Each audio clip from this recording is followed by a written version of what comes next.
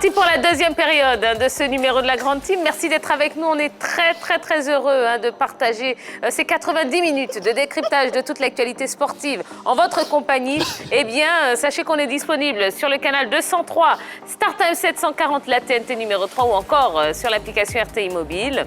Peu importe où vous êtes dans le monde, aux États-Unis, en France, en Russie, pourquoi pas, en Océanie, eh bien n'hésitez pas. Voilà, rejoignez-nous parce qu'on parle sport et on s'amuse. On passe un très bon moment du lundi au vendredi de 20h30 à 22h.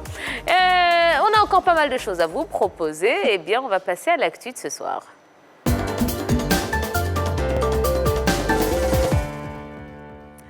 Et l'actu, eh bien, c'est évidemment l'affaire Sierra Leone-Bénin au terme du match. Sierra Leone-Bénin, eh bien, on était censé connaître le 24e qualifié de la CAN 2021. Malheureusement, le match n'a pas pu se jouer. Que s'est-il passé? Eh bien, l'international béninois Michael Poté, qui a vécu les faits, nous explique tout. Exclusivité, la Grande Team. Bonsoir à tous. Donc voilà. Comme prévu, on est bien en Sierra Leone. Mais malheureusement, comme vous avez pu suivre l'actualité, il s'est passé un petit incident. Un petit incident qui vraiment nous rend vraiment triste. Nous rend vraiment triste parce que voilà, encore une fois, on a donné l'opportunité aux autres, on va dire, de montrer du doigt encore notre continent avec des occasions comme ça. Donc je vais vous la faire rapidement. Voilà, on devait jouer le match qui était prévu à 16h, heure locale ici en Sierra Leone. On s'est préparé comme d'habitude. On arrive 1h30 avant le match comme d'habitude. Et on apprend qu'on est 5 voire 6 cas testés positifs au corona. Donc, dans tous les cas, voilà, on était déjà surpris, mais on s'est dit que c'est une blague parce que c'est pas possible. Déjà d'être prévenu juste 1h30 avant le match, parce que normalement les conditions par rapport au corona, c'est que on doit être prévenu 6 heures à l'avance avant de prendre une décision ou autre, parce que ça nous laisse le temps, et ben voilà quoi. C'est-à-dire que quand il y a un test corona qui est fait, le test doit être rendu 6 heures avant le début du match. Et là, ça a été rendu 1h30 avant. Donc voilà, à notre grande surprise, il s'est avéré qu'il y avait 5-6 cas positifs. Donc bien sûr, surpris. Donc voilà, tout ce qui enchaîne la suite. Bloqué dans le bus parce qu'on ne peut pas descendre. Voilà, donc match joué, pas joué, on ne sait pas ce qui va se passer. Et puis voilà, ça s'enchaîne avec des disputes entre les deux camps. Donc heureusement, et ce qui est bien, c'est qu'on a un groupe vraiment solidaire, que ce soit les joueurs ou notre président de la fédération ou notre ministre qui ont fait le nécessaire, qui font le nécessaire jusqu'à maintenant à l'heure où je vous parle, pour que justement on puisse trouver une solution et savoir comment faire par rapport à cet incident. Donc on a été bloqué dans le bus pendant 4-5 heures, donc c'est dans des conditions pas très agréables. Finalement, après longue discussion, 4 heures après, on est reparti dans notre hôtel respectif. Pareil, bloqué, parce qu'ils se sont dit qu'on a des cas positifs, donc on ne peut pas descendre, etc. Avec un peu d'insistance, de bagarre, il s'est avéré qu'ils nous ont laissé descendre. On a regagné nos anciennes chambres avec difficulté. Maintenant, voilà, j'essaie de vous résumer, mais il s'est passé beaucoup de choses encore à côté. Juste pour vous dire, pour la finalité, parce que je pourrais parler des heures, vraiment. Mais voilà, on sait que ça fait malheureusement partie des choses de la vie, pas que du foot, ça fait partie des choses de la vie. Mais quand ça touche notre continent, de cette manière-là, sachant qu'on est venu avec une bonne intention, on les a reçus de belle manière, on comprend l'enjeu qu'il y a. C'est une qualification pour la Coupe d'Afrique, tout le monde veut la faire, cette qualification. Mais voilà, je pense qu'on n'a pas besoin d'en arriver là pour qu'on soit encore pointé du doigt. Mais voilà, c'était juste pour vous passer ce message. Maintenant, on est ici. Je sais même pas trop quoi vous dire. On est un peu dépassé. Mais, comme je vous le dis, voilà, on garde le moral, on reste fort, on reste soudé. Et c'est ça qui est notre force. Parce que c'est sur le terrain et en dehors. Et quoi qu'il arrive, on va se qualifier, Inch'Allah. Merci. Et j'espère que j'ai pu un peu vous faire comprendre ce qui se passe. Même si je sais que c'est pas évident. Mais voilà, on se tient au courant. Et je vous dis à plus. Bye bye.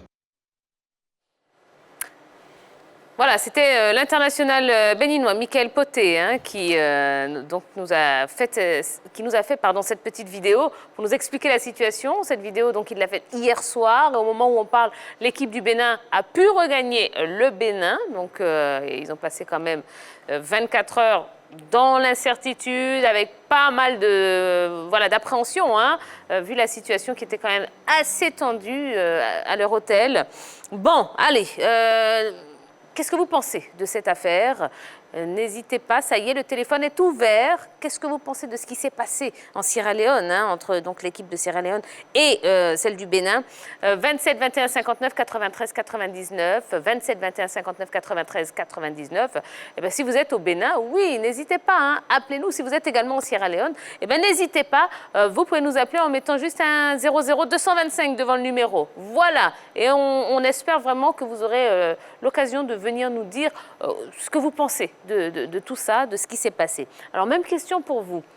Quel commentaire est-ce que vous pouvez faire après ces explications de Michael Poté? C'est dommage. C'est dommage que nous voyons ces genres de situations. Mais il faut que certaines nations arrêtent. Parce que ce n'est pas la première fois que l'argument de la Covid est utilisé pour essayer d'intimider l'adversaire. Nous avons eu récemment, lors du CHAN, dans ce match entre le Cameroun et la RDC, où les Camerounais avaient évoqué 10 cas de Covid au sein. 10 ou 17? Parce qu'il me semble que c'était un peu plus de 10. Plus de 10. Oui. Au sein de la sélection congolaise. Après une contre-expertise, on se retrouvait à 3 et même, il n'y avait même pas de joueurs infectés après l'analyse de la contre-expertise au niveau de l'équipe congolaise. Et là, il ne s'est rien passé. On a dit tout est normal, la compétition s'est poursuivie et on a continué. Et aujourd'hui, on est dans la même situation. Aujourd'hui, il faut arrêter d'utiliser cette maladie-là pour essayer de déstabiliser l'adversaire. Parce que quand vous avez envie de vous qualifier, quand vous êtes sûr de vos forces, normalement, vous ne devrez pas procéder à de telles pratiques pour essayer de gagner, je pense bien. C'est une scène quand même inimaginable, c'est surréaliste, ce qui s'est passé une fois de plus encore sur notre territoire en ce qui concerne ces éliminatoires. On se rappelle bien qu'il y a eu le cas du Gabon et de la Gambie. En novembre dernier, où les Gabonais ont dû dormir à même le sol, à l'aéroport, avant de se rendre directement au stade pour aller jouer le match. Je pense qu'on n'a pas besoin de telles pratiques pour gagner une rencontre de football. Il faut aller à la régulière pour s'imposer. On a le sentiment qu'il y a eu tentative d'intimidation, je ne sais pas de qui, mais envers cette équipe du Bénin, parce que quand même on sent que c'était un match qui était un match décisif entre ces deux nations. L'équipe qui allait s'imposer se qualifierait pour la CAN 2021.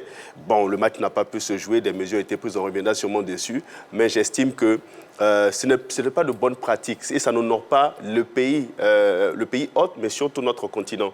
À un moment donné, il faut que ça cesse. Oui. Yellow. Je pense que ce sont des gestes antisportifs parce que dit la CAF par rapport à ces textes? Pour les compétitions dont les règlements permettent la modification de la liste des joueurs d'un match à l'autre, exemple, qualification de la CAN, les associations peuvent déjà voyager avec un nombre illimité de joueurs, ce qui leur permettrait de remplacer tout joueur déclaré positif au test de la Covid. Pour ce qu'on a appris, le staff allait jusqu'à 50 personnes, c'est-à-dire que les joueurs béninois avaient la possibilité de changer, de remplacer les joueurs dits infectés par la Covid-19, ce qui n'a pas été fait. Donc pour moi, c'est un geste antisportif, vu qu'ils n'ont même pas eu accès au stade, ils sont restés que dans leur car jusqu'à 4 heures de temps.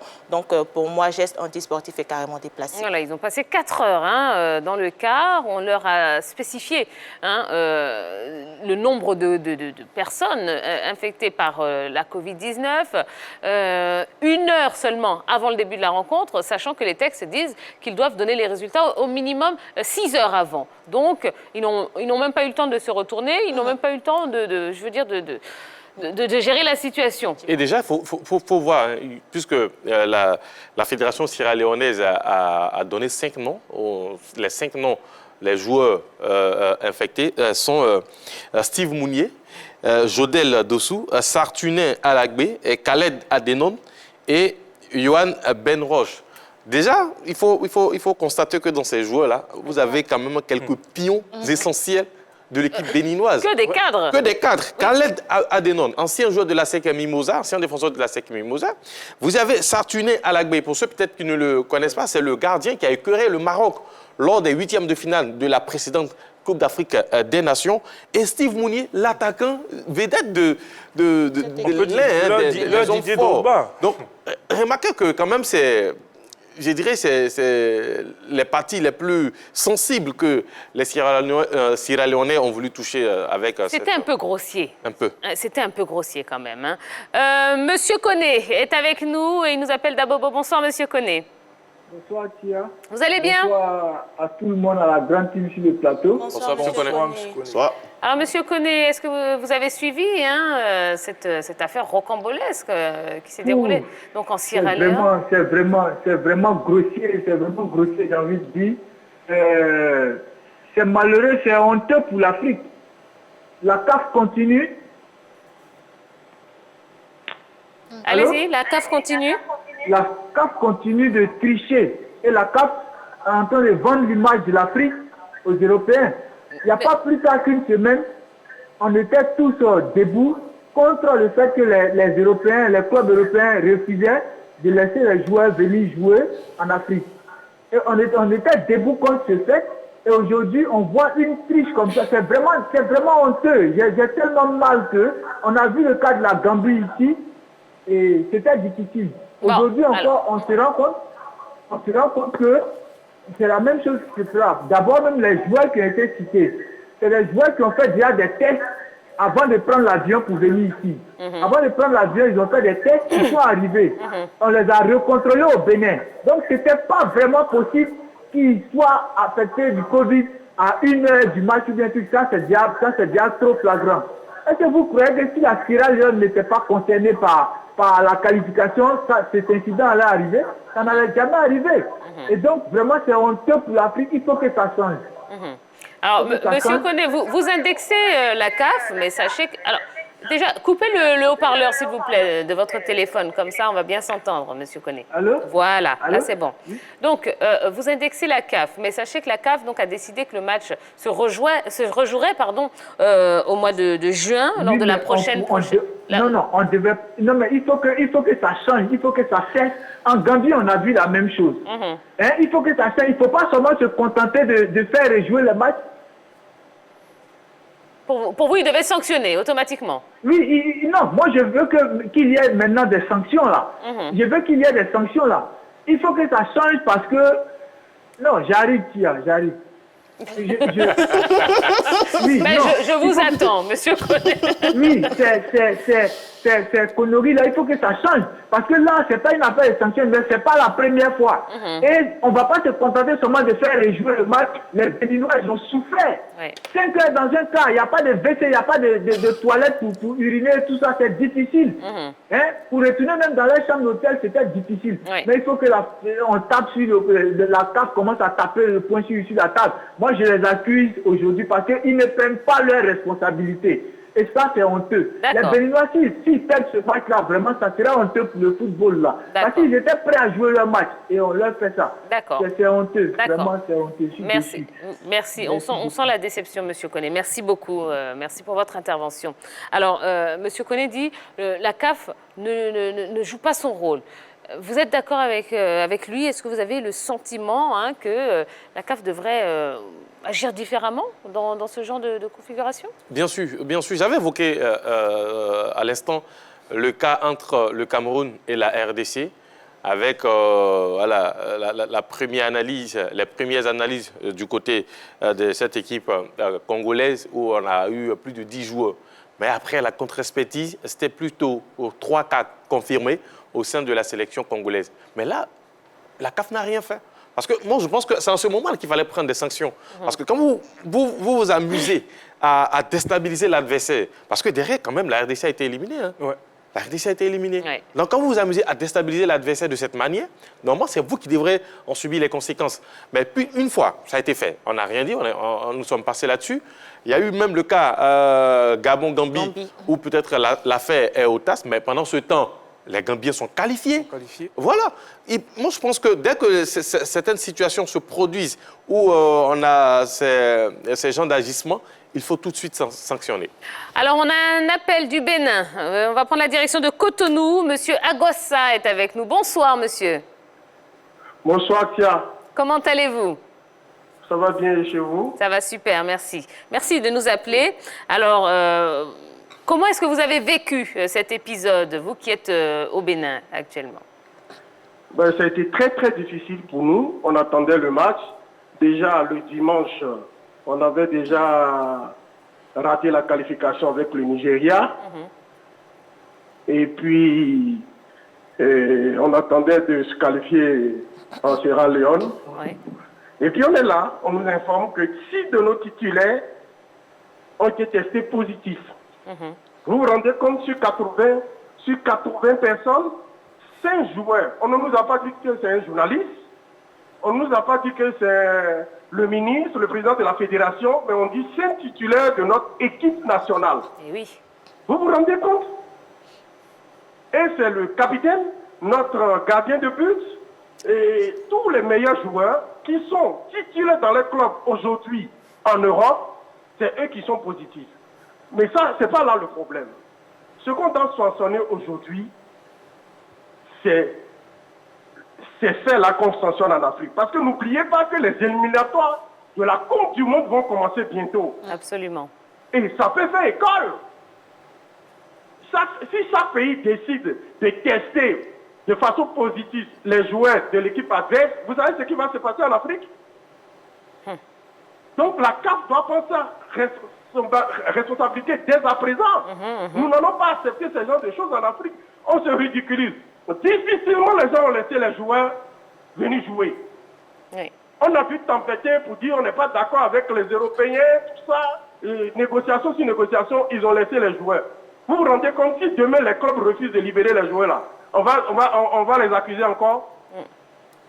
Je pense que maintenant, il faut que les sanctions commencent en Afrique. Oui. Comme l'a dit un chanteur ivoirien, les ennemis de l'Afrique, ce sont les Africains. Oui. Il faut qu'on arrête ça. C'est pas bon. Parce que les enfants quittent leur club.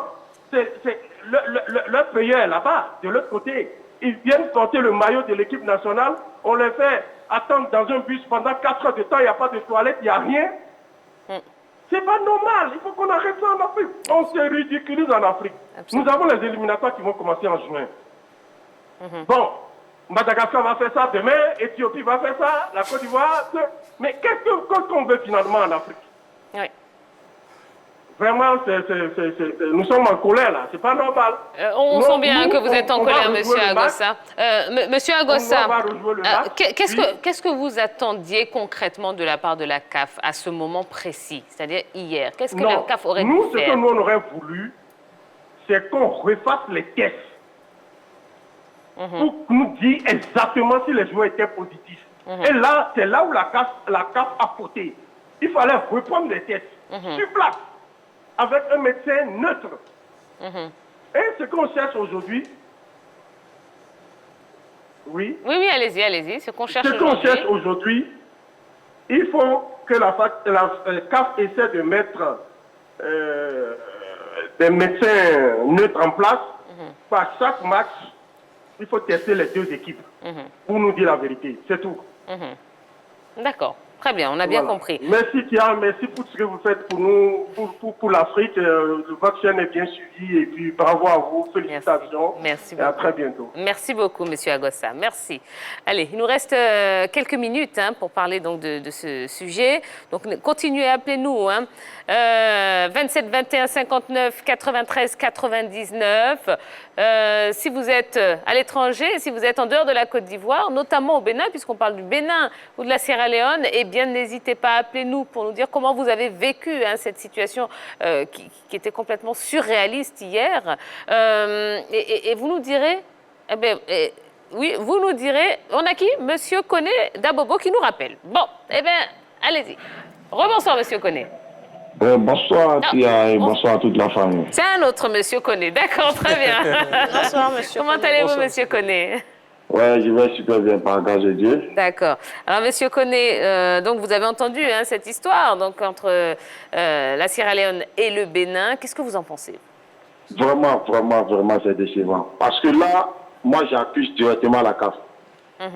J'accuse directement la CAF parce qu'il faut que la CAF arrive à prendre ses décisions. Parce que, si je me rappelle très bien, ça fait maintenant, le Bénin va faire maintenant une troisième fois maintenant. Parce que là, c'est pas normal. Comment est-ce que des joueurs, c'est des internationaux, ils quittent en Europe, ils font des tests. Arrivés encore en Afrique ici, avant d'embarquer encore par là en Sierra Leone, ils font des tests à l'aéroport. Bon, arrivé en Sierra Leone, encore, on déclare encore un cas de Covid, je ne sais pas de quoi. Bon, ça là, personnellement, nous, en Afrique, je vois que c'est la magouille du football. C'est la magouille du football. Parce que la CAF là, ils se font tellement emballer par des pays, je ne sais quoi. Ils sont devenus des marionnettes. Parce qu'il faut qu'ils arrêtent. Il faut qu'ils arrêtent. Bon, la Sierra Leone a fait ça. Bon, la Sierra Leone a fait ça. Ils vont pas prendre les sanctions contre la Sierra Leone. Bon, demain, la Guinée va faire. Ainsi de suite, ça va comme ça. Et puis quand ça devient comme ça, le football africain commence à perdre sa valeur. Parce qu'il faut qu'on arrive à être décisionnaire au fait. Parce que là, c'est pas joli à voir. C'est pas joli à voir. C'est méchant, c'est méchant. Alors, monsieur Koné, donc la CAF a proposé, enfin, a décidé que le match se rejouera au mois de juin lors de la prochaine fenêtre FIFA. Pour vous, est-ce qu'il faut rejouer ce match? Bon, pour moi, non. Bon, pour moi, non. Directement, on doit disqualifier la Sierra Leone. Quant à moi, on doit disqualifier la Sierra Leone. Voilà, pour la CAF, pour qu'il soit respecté, il faut qu'il disqualifie la Sierra Leone. Parce que là, je ne suis pas du tout à fait d'accord. Voilà, juste. Voilà. Et au moins, ça éviterait qu'à l'avenir, d'autres pays fassent la même chose. Justement. Parce que là, c'est trop méchant. Parce que quand on va regarder, bon, c'est pas la peine au fait, c'est pas la peine. Ça devient énervant. Malgré nous sommes en Côte d'Ivoire, nous ne sommes pas au Bénin. C'est méchant, en fait. Et c'est toute l'image de l'Afrique qui en prend un coup, finalement. Voilà, c'est l'Afrique. C'est pas normal. C'est méchant. D'accord. Très bien. Bon, on a compris, monsieur Koné. Merci beaucoup pour votre appel. Merci, okay, merci beaucoup. Merci, Pierre. Allez, merci. Je pense qu'on aura le temps de prendre un dernier appelant. 00225 27 21 59 93 99 27 21 59 93 99. Je vous pose la même question ici. Est-ce qu'on devrait rejouer ce match? Et quelque part, l'appelant, celui qui appelait du côté du Bénin avait raison. Si on demandait par exemple une contre-expertise au même moment, et que ces 5 cas n'étaient pas avérés, on délocalisait le match complètement. La Sierra Leone ne jouait pas à domicile, on jouait sur un terrain neutre ce dernier match entre les deux pays. Bon, je pense bien. C'est quelque chose qui est très difficile à faire parce qu'on est dans une fenêtre bien définie. Et comment on rejoue ce match Non, mais puisque ça a été décalé en juin. Oui, non, à la date en juin, pour rejouer le match, on ne joue pas. Mais l'intervenant disait, est-ce qu'il fallait sanctionner si on faisait une contre-expective et qu'on se rendait compte une contre-expective et qu'on se rendait compte que, eh bien, les premiers résultats étaient faux, tout de suite on pouvait sanctionner la Sierra Leone. Mais qui va faire la contre-expective? Est-ce la CAF qui va envoyer ses médecins pour effectuer ça? On va prendre des médecins sur place du côté de la Sierra Leone pour faire. Vous voyez que c'est toute une gymnastique, c'est un peu difficile. Donc, pour faire court, la CAF a décidé de rejouer le match à la prochaine fenêtre. Je pense que c'est sage de la part de la CAF. Maintenant, on rejoue le match où? C'est là qu'est la grande question. Je crois qu'avec cet incident, il faut rejouer le match dans un autre pays pour faire les tests dans un autre pays avec d'autres. Non, si. Au Cameroun, la contre-expertise a été faite par des médecins camerounais, mais sous la supervision des responsables de la CAF. Mais qu'est-ce qui s'est passé? C'était encore le même résultat? Non, ça n'a pas été le même résultat. On est passé de 17 cas à 3 cas. Wow. Voilà. Bref, bon, voilà un petit peu ce qui s'est passé. On va redescendre un petit peu la pression parce que c'est vrai qu'on est quand même tous agacés par ce qui s'est passé hier en Sierra Leone. Comme le disait un téléspectateur, c'est vraiment l'image de l'Afrique là qui en prend un coup. Donc oui, même nous qui sommes ici en Côte d'Ivoire, on est profondément agacés par ce qui s'est passé et on espère vraiment que ce genre de comportement ne se reproduira pas. Voilà. Allez, on va descendre un petit peu la pression. On va vous proposer une petite séquence bien rigolote, un petit bizarroïde. Ça nous fera du bien.